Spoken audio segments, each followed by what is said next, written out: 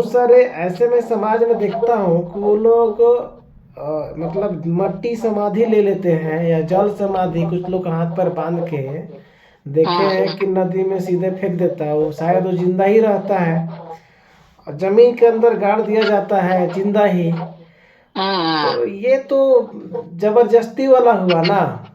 हाँ, ये तो जबरदस्ती हो गया। ये तो माने आत्महत्या करने जैसा है। तो इसको वो लोग या जल समाधि बोलता है या मट्टी समाधि बोलता है। तो ये कहाँ तक उचित है, मतलब ये मुक्ति है या फिर अधोगति। जी नहीं, ये किसी भी रूप में ये मुक्ति नहीं है। इसको तो हम दुख रूप में आत्महत्या कहेंगे, या जबरदस्ती किसी को माने मार देना हम कहेंगे, या हम्म। हत्या कहेंगे। जी। क्योंकि जबरदस्ती जल समाधि लेने से, डूबकर मर जाने से, या आग में। जय हिंद साथियों, आपका स्वागत है युवा शक्ति टीम यूट्यूब चैनल पर। आज हमारे साथ जुड़े हुए हैं श्रीमान रवि शंकर सिंह जी, और हम लोग आज विशेष टॉपिक पर बातचीत करने के लिए यहाँ पर उपस्थित हुए हैं। तो रविशंकर सिंह जी, आपका स्वागत है युवा शक्ति टीम में। जय सतगुरुदेव। जय सूर्यदेव, धन्यवाद जय प्रकाश जी। टॉपिक का आपका ये है, मैंने बताया नहीं था आपका टॉपिक, कि टॉपिक यह है कि समाज में बहुत तेरे संत हैं, बहुत सारे संत महात्मा समाज में घूम रहे हैं और अपने अपने वाणियों के द्वारा लोगों को वो प्रभावित करते हैं। कई लोग अपना अपना वाणी का प्रयोग करते हैं, तो वे किस वाणी का प्रयोग करते हैं, उनका क्या आधार है। और दूसरा चीज कि वाणी वाणी में भी भेद होता है ना। तो शास्त्र के अनुसार बताइए कि वे लोग किस वाणी का प्रयोग करते हैं और वाणियों के प्रकार के बारे में बताइए। देखिए, वेद में 4 प्रकार के वाणी बताई गई है। जी। और उस वेद में लिखित वाणी के अनुसार जो महापुरुष उसको अनुभव किए हैं, हम्म। तो उस महापुरुष ने यही कहा जी। कि वाणी का 4 प्रकार होता है। हम्म। ये 4 प्रकार है: पारा पश्यंती, मध्यमा और वैखरी। जी। ये 4 वाणी होती है। हम्म। ये चारों वाणी मूलतः अक्षर ब्रह्म से ही प्रकट होते हैं। जी। और इसके अनुभव करता ऋषि महर्षि हैं, हम्म। जिन्होंने लंबे समय तक साधनारत रह करके उन्होंने इसका अनुभव किया। जी। तो जो उन्होंने अनुभव किया, तो उनके हृदय में सबसे पहले उनको पारावाणी प्रकट हुआ। हम्म। वह पारावाणी जब प्रकट हुआ, तो उन्होंने मध्यमा में ले आया, पारा पश्यंती पसंती में ले आए, ठीक है। पश्यंती से मध्यमा में ले आए, मध्यमा से उन्होंने बैखरी से प्रयोग किया, बाहर में प्रयोग किया। जी। जी। अच्छा, तो वही वाणी परा वाले साहित्य में पर, लिखा जाता है। अच्छा अच्छा।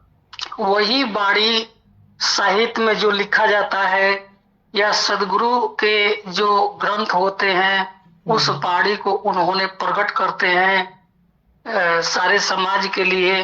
और उसी वाणी को पढ़ करके सारा समाज अपना कल्याण करता है। अच्छा। तो वही वास्तविक वाणी है, अच्छा, ये जो हम ऋषि महर्षियों के हृदय में प्रकट हुआ। और वह वाणी महापुरुष लोग ग्रंथ लिख करके संसार के लिए उपलब्ध कराया। जी। उसी वाणी को लेकर के आज संसार में बहुत सारे मत संप्रदाय के लोग, विद्वान लोग उसी वाणी को लेकर के अपने मन बुद्धि से अनेकों प्रकार से व्याख्या करते हैं। चूंकि वह वाणी तो परावाणी है, अनुभव युक्त वाणी है। जी। जिस भूमि से वह वाणी उतरी है उस भूमि तक विद्वानों की पहुंच न होने से उसकी व्याख्या शुद्ध शुद्ध नहीं कर पाते हैं जी। और अपने मन बुद्धि से अनेक प्रकार की वाणियां जोड़ करके समाज को प्रभावित करने की कोशिश करने लगते हैं या अपने पक्ष में करने की कोशिश करने लगते हैं। जी। तो वहां पर पारा वाणी जो है वह लुप्त हो जाती है। जी। जो वास्तविकता है, पारा वाणी का मतलब होता है वास्तविकता, जी। और उस वास्तविकता से हम वंचित हो जाते हैं जो अनुभव सिद्ध ऋषि प्रकट किए थे। जी। तो आज के जितने मत संप्रदायवादी हैं ये सभी लोग मन बुद्धि के आधार पर वाणी का प्रयोग कर रहे हैं जी। और ये समाज में उसी चीज को बता रहे हैं जो उनके पक्ष में हो। जी। तो ऐसे लोग समाज में भ्रम पैदा करते हैं, तरह तरह के वाणी बोल करके जी। लोगों के अंदर भ्रम पैदा कर देते हैं और भोले भाले जनता बेचारे क्या जानते हैं कि सत्य क्या है असत्य क्या है। वह जो भी सुना वह अपने गुरु को आदर करके उस वाणी को अपना लिया और जीवन लेकर चलने लगा। जी। परंतु वह चलने तो लगा लेकिन सत्य वाणी न होने के कारण उस भक्त का कल्याण नहीं हो पाता है। जी। क्योंकि कल्याण तभी होता है जहां पर सत्य सिद्धांत हो, सत्य वाणी हो। जी। जहां पर सत्य वाणी नहीं है वहां पर कल्याण कैसे होगा। जी। तो आज के मत संप्रदाय के लोग केवल बुद्धि के आधार पर वाणी बोल रहे हैं। इनमें से कोई भी अनुभविक महात्मा नहीं है जी। जिसकी वाणी सुन करके हृदय में आनंद आवे। जी। जो भी आनंद मिल रहा है वह मन का आनंद मिल रहा है। जी। अनेक प्रकार की भावुकता पैदा कर रहे हैं। जी। किसी को रुला रहे हैं, किसी को हंसा रहे हैं, क्षण भर में रुला रहे हैं, क्षण भर में हंसा रहे हैं। तो ये सब मन का रंजन है। जी। इस मनोरंजन से आत्म कल्याण कभी नहीं हो सकता है। जी। जी। सदगुरु की वाणी न रुलाता है न हंसाता है, जी। बल्कि वह तो सत्य से साक्षात्कार कराता है। जी। जब वह वाणी हम सुनते हैं तो वह वाणी मन से बुद्धि से परे होकर जब हृदय में जाकर बैठती है तो वह वाणी हृदय को कंपित करने लगता है। जी। वह वाणी आत्मा को झकझोर देता है अंदर से और उसी वाणी से उस आत्मा का कल्याण होता है। जी।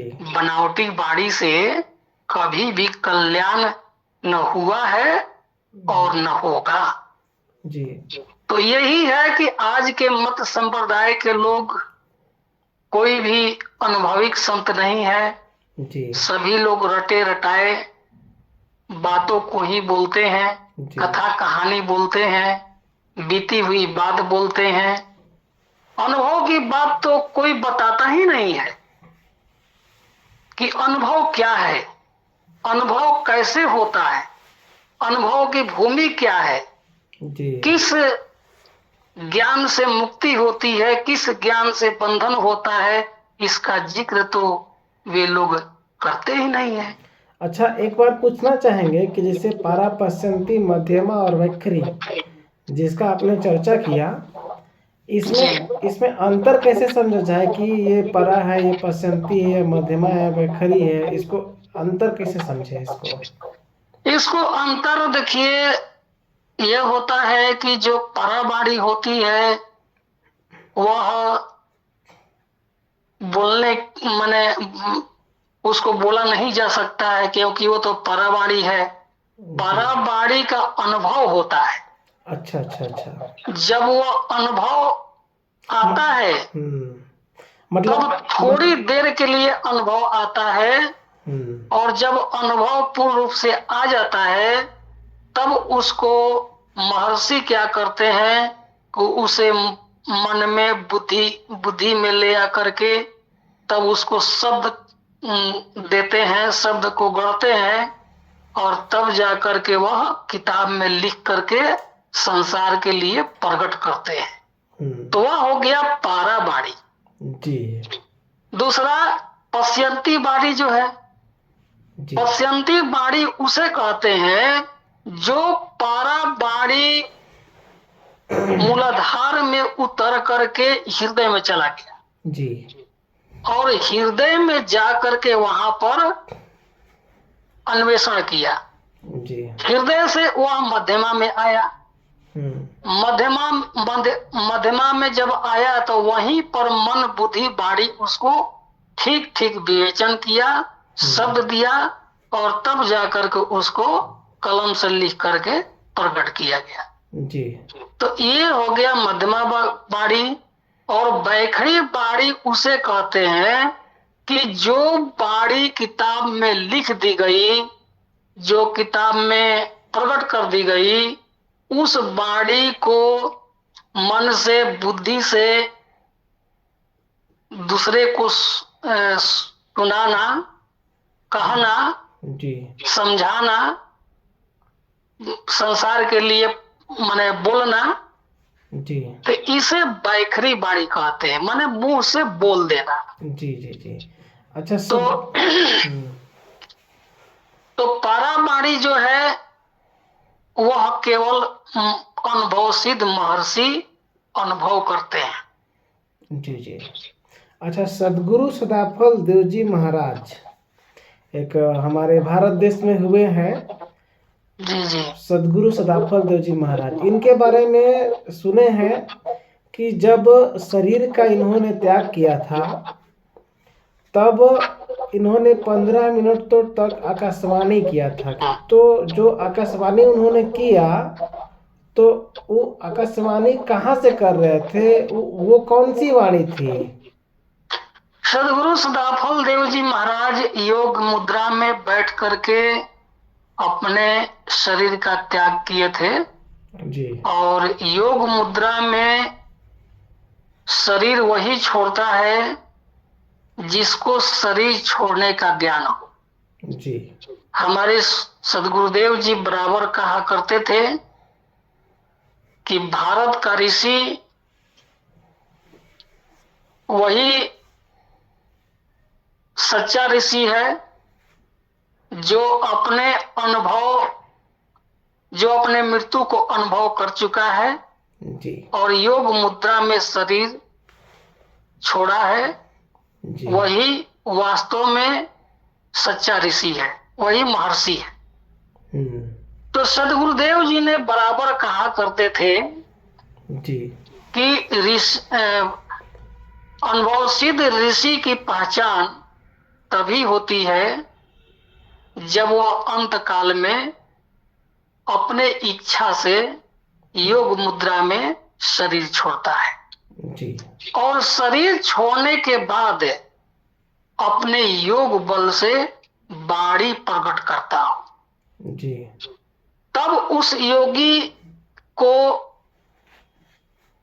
ठीक से जाना जा सकता है कि वह योगी मरा नहीं है बल्कि अपनी इच्छा से तन को छोड़ा है। जी। सदगुरुदेव जी ने अंतिम काल में यही कहे कि मैंने जीवन भर इस विद्या के लिए प्रयत्न किया है और अब मेरी अंतिम परीक्षा है मैं आज शरीर छोड़ने वाला हूँ। जी। जब यह योग मुद्रा में बैठ करके शरीर का त्याग किया, तब उन्होंने अक्षर मंडल से जी। अक्षर मंडल से उन्होंने ब्रह्मवाणी प्रकट किया। अच्छा अच्छा। जोगी जब शरीर से बाहर निकल जाता है, तब उसके पास बोलने के लिए कोई साधन नहीं रहता। जी। परंतु अनुभव सिद्ध ऋषि अपने योग बल से अक्षर मंडल पर बैठ करके वह अपने योग बल से वाणी को प्रकट करता है, जिसे ब्रह्म वाणी कहते हैं, जिसे नभ वाणी कहते हैं, जी। जिसे हम आकाशवाणी कहते हैं। तो सदगुरुदेव जी ने जब अपने देह त्याग कर दिया, तो उन्होंने 15 मिनटों तक आकाशवाणी किया जी। और सबको कहा कि अब मैं शरीर में नहीं हूं, मैं शरीर से बाहर हो चुका हूं। मैं अक्षर मंडल से बोल रहा हूं, जहां पर सृष्टि की रचना हो रही है, जहां पर काल और दयाल का मध्य है, उस मंडल पर मैं बैठ करके सबको अपने चेतन करण से देख रहा हूं, सुन रहा हूं और ये वाणी को प्रकट कर रहा हूं। तो उन्होंने अक्षर मंडल पर बैठ करके वाणी का प्रयोग किया था। जी। यही उनकी सच्चाई है। सदगुरुदेव जी ने यह भी कहा कि मैं शरीर त्याग करने के बाद मैं कहीं जा नहीं रहा हूं, बल्कि मैं यहाँ पर तब तक रहूंगा जब तक मेरा संकल्प पूर्ण नहीं हो जाएगा। उनका संकल्प 1 लाख जीवों को मुक्त करने का, प्रथम चरण में 1 लाख जीवों को मुक्त करने का संकल्प है। जब 1 लाख जीव मुक्त हो जाएंगे, तब वह विचार करेंगे कि मैं जाऊं या अभी रहूं। वैसे उनके पुस्तक में लिखा हुआ है कि 2,37,000 आत्माएं मुक्त होंगे। इतना मुक्त करने के बाद मैं इस अक्षर मंडल से आगे बढ़ूंगा, नहीं तो मैं जीवन मुक्त होकर भी तब तक मैं अनंत में नहीं जाऊंगा, तब तक मैं परब्रह्म के पास नहीं जाऊंगा, जब तक हमारा संकल्प पूर्ण रूप से पूर्ण नहीं हो जाएगा। तो यही सदगुरुदेव जी ने अक्षर मंडल पर बैठ करके उन्हें ब्रह्मवाणी का प्रयोग किया था। यह प्रयोग कोई साधारण ऋषि महर्षि नहीं कर सकते हैं, वाचक ज्ञानी नहीं कर सकते हैं, चाहे जितना भी वह वेद शास्त्रों का ज्ञाता हो या किसी भी पुस्तक का ज्ञाता हो, चाहे संसार के सारे पुस्तक को रट गया हो, लेकिन वह योग मुद्रा में शरीर नहीं छोड़ सकता जब तक कि उसे परब्रह्म का पूर्ण रूप से अनुभव न हो जाए।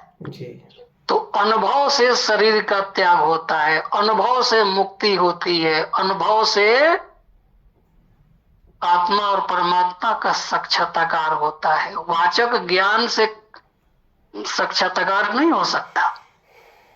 वाचक ज्ञान से हम संसार के सभी वस्तुओं को जान सकते हैं, समझ सकते हैं, लेकिन उसका अनुभव हम नहीं कर सकते हैं। आत्मा क्या है, ब्रह्म क्या है, परब्रह्म क्या है, सदगुरु सत्ता क्या है, काल क्या है, प्रकृति क्या है। सदगुरुदेव जी ने 6 नित्य अनादि पदार्थ को बताया है और उन्होंने कहा है कि जब तक यह छो नित अनादि पदार्थ का पूर्णतः अनुभव न हो जाए तब तक आत्मा की मुक्ति नहीं होती है, उसका बंधन समाप्त नहीं होता है। जी जी आगे कुछ पूछना चाहते हैं तो पूछ सकते हैं। जी जी आज का हमारा प्रश्न इतना ही था, और अगले दिन हम लोग लेकर आएंगे कि अगला दिन आप हम लोग का टॉपिक रहेगा। जैसे अभी हम लोग चर्चा के उसी बीच में से मेरे मन में प्रश्न आया कि समाज जैसे सदगुरु सदाफल जी महाराज स्व इच्छा से, अपने अनुभव सिद्धि से या फिर पूर्णता से शरीर का अपना उन्होंने त्याग किया। तो बहुत सारे ऐसे में समाज में देखता हूँ कि वो लोग मतलब मट्टी समाधि ले लेते हैं या जल समाधि, कुछ लोग हाथ पर बांध के देखे हैं कि नदी में सीधे फेंक देता है, वो शायद वो जिंदा ही रहता है, और जमीन के अंदर गाड़ दिया जाता है जिंदा ही। तो ये तो जबरदस्ती वाला हुआ ना। हाँ, ये तो जबरदस्ती हो गया, ये तो माने आत्महत्या करने जैसा है।